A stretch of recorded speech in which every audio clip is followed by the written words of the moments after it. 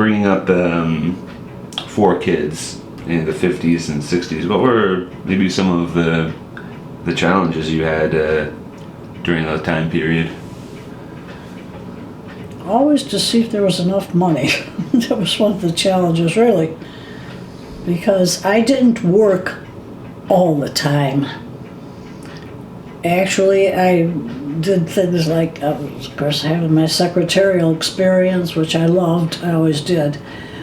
I would do things like, one time I worked for several attorneys in the city. I was secretary for a law firm. And different months, time I worked doing payroll. One time I worked at Locust Hill Country Club. Did little things like that. And it helped. It helped to keep us afloat. Grandpa was making good money, but even with the money he made, it was still a stretch to pay for a house.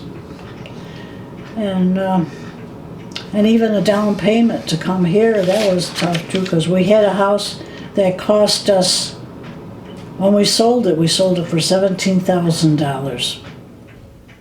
And then we had to put a lot of money into this house. Even though way back then, it still was reasonable compared to today's, which is what you think is a lot of money today.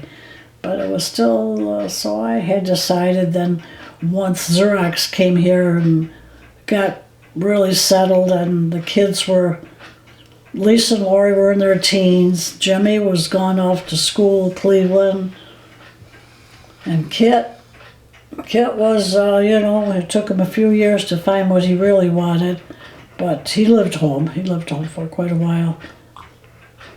But I decided I'd go work at Xerox, and I never regretted it. Oh yeah, how long did you work there? I worked two different ideas. One was contract work. I started out that way because I did not want my summers to be, and you could work whenever you want with contract work. You say, well, I'm not working during the summer. I work during the I see. Or like, even if I wanted to work just a few months and then be home. So I worked contract work about 10 years, and then I worked another 11 years full-time at Xerox. So, and Grandpa, of course, went to work for Kodak. He worked for RG&E, and then he went to work for Kodak as an electrician.